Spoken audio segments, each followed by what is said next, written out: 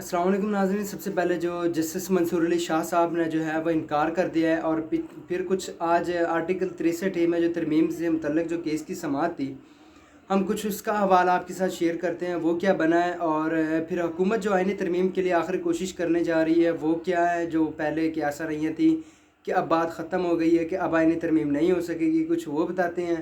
और ये सारा जो सिनेरियो बनता जा रहा है जिसमें अब हुकूमत की कोशिश है कि वो जो आईनी तरमीम जो है जिसके लिए कोशिशें की जा रही हैं वो पास करवा सके। और उसमें जो आईनी तरमीम का हम अहवाल तो शेयर कर चुके हैं कि क्या क्या चीज़ें थी उसमें और क्या क्या हुकूमत जो है वो करने जा रही थी उसमें। कुछ चीज़ें, कुछ इतलात कुछ आ रही हैं कि ड्राफ्ट तैयार हो चुका है और वो पहुंच चुका है। ड्राफ्ट में क्या ये चीज़ें, ये सारी जो है हम आपके साथ इसी वीडियो में डिटेल जो है वो शेयर करते हैं, सारी तफसीलात जो है।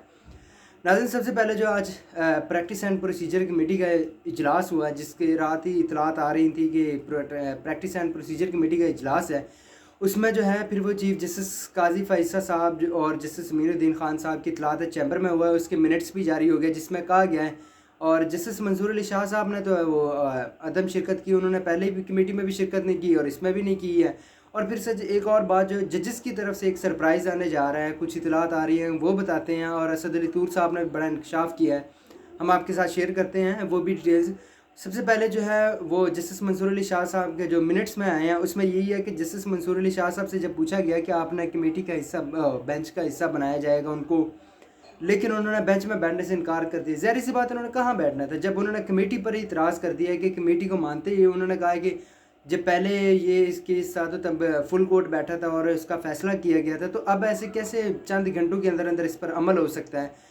तो इसके लिए फुल कोर्ट इजलास बैठना चाहिए और फिर वो मामला तय करने चाहिए और बात जो है वो फाइनल होनी चाहिए, लेकिन ये चीज़ नहीं हुई। अब जो जस्टिस मंसूर अली शाह साहब थे उन्होंने इनकार कर दिया कि वो इस इजलास में नहीं बैठेंगे। और फिर वो जब इजलास में नहीं बैठे तो बेंच का हिस्सा भी नहीं बने। फिर आखिर में जो चीफ जस्टिस काजी फैसल साहब ने बताया कि वो जस्टिस नईम अख्तर अफ़गान साहब को भी शामिल करने की यही वजह थी कि बाकी बेंचेस डिस्टर्ब ना हों केसेस की वजह से। तो इस वजह से जो है जस्टिस नईम अख्तर अफ़गान साहब को जो है इस बेंच में शामिल किया गया। फ़ैसला क्या होना है वो तो सबको पता है, सबके सामने। और फिर आज चीफ जस्टिस काजी फैसल साहब ने भी कुछ रिमार्क्स दिए, हम आपके साथ शेयर करेंगे। उन रिमार्क्स को देख के ही आपको पता लग जाएगा। उसके अलावा जो है हमें केस लगाने की जल्दी से ही सब जो चीज़ें सिनेरियो जिस माहौल में केस चल रहा है, जो चीज़ें हो रही हैं वो सबके सामने ही है, इसमें कोई ढकी छुपी बात नहीं है। अब तो ये सारा अब सिनेरियो बन रहा है। जस्टिस मंसूर अली शाह साहब ने इनकार कर दिया बेंच में बैठने से भी और कमेटी में भी। और जो आज फिर केस की समाअत थी कल तक मुलतवी कर दी गई है और हो सकता है इसी हफ्ते के अंदर अंदर इख्तलात कुछ यही हैं। और जिस तरह केस चला है उम्मीद है कि हो सकता है फ़ैसला आ जाए, क्योंकि इतलात कुछ जो अहमद वड़ैच साहब हैं जो सीनियर जर्नलिस्ट हैं, उन्होंने भी इस चीज़ को रिपोर्ट किया है कि जो 6 से 7 जो है अक्टूबर तक टारगेट मिला है कि ये चीज़ क्लियर हो, क्योंकि फिर ये जब आर्टिकल 63 क्लियर होगा आईनी तरमीम के लिए जो है वो आसान होगा कि किसी भी पार्टी से 2-4 बंदे उठा लिए, किसी का पीटीआई से उठा लिए और उनके जो है वो वोट लेके इधर हुकूमत को दे दिए। हुकूमत के पास जब वोट होंगे तो फिर वो आईनी तरमीम कर सकेगी, फिर मौलाना फजल रहमान की साहब की ज़रूरत नहीं पड़ेगी।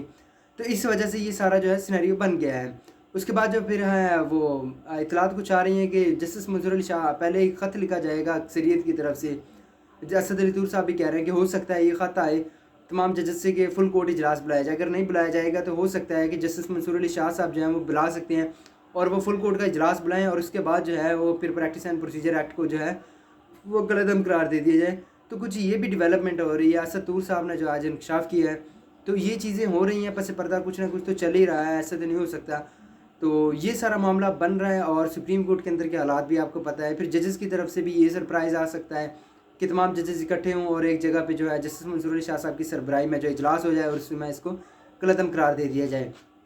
आज जो आर्टिकल 63 के मतलब जो होते कुछ रिमार्क्स थे उसमें चीफ जस्टिस काजी फैसल साहब ने भी कहा कि ऐसे कैसे हो सकता है कि किसी के ज़मीर का तो हमें नहीं मालूम, कैसे पता लगेगा। कुछ अरकान जो है वो अगर वज़ीर आला या वज़ीर आज़म के ख़िलाफ़ तब्दीली चाहते तो वो क्या करे। तो इस तरह की चीज़ें थी। फिर उन्होंने कहा कि ऐसे कैसे हो सकता है कि अगर अरकान वोट दे और वो सितांग हो तो उसका वोट ही ना गिना जाए। तो ये बज़ाहिर जो उन्होंने जिस तरह के रिमार्क्स थे वो हम उस रिमार्क से ही एज्यूम कर सकते हैं कि अंदाज़ा लगा सकते हैं कि केस का क्या फ़ैसला आएगा। तो अब फिर देखते हैं जब कब तक इस केस का फ़ैसला आता है वो भी शेयर करेंगे। हुकूमत आईनी तरमीम के लिए जो है आर्टिकल 63 का इंतज़ार कर रही है।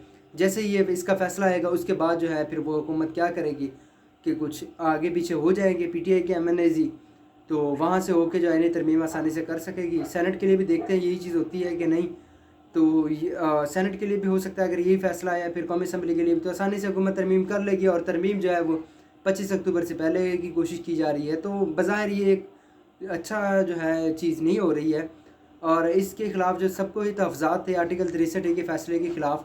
तो इस केस का जो फ़ैसला है वक्त की नौयत के हिसाब से तो मफादात का टकराव लगता है। बाकी अल्लाह बेहतर करे, हमारे मुल्क पे करम करे। अभी तक इतना ही, हमें इजाज़त दीजिएगा। मज़ीद जो अपडेट्स आएंगे कल हम आपके साथ शेयर करेंगे। अल्लाह हाफ़िज़।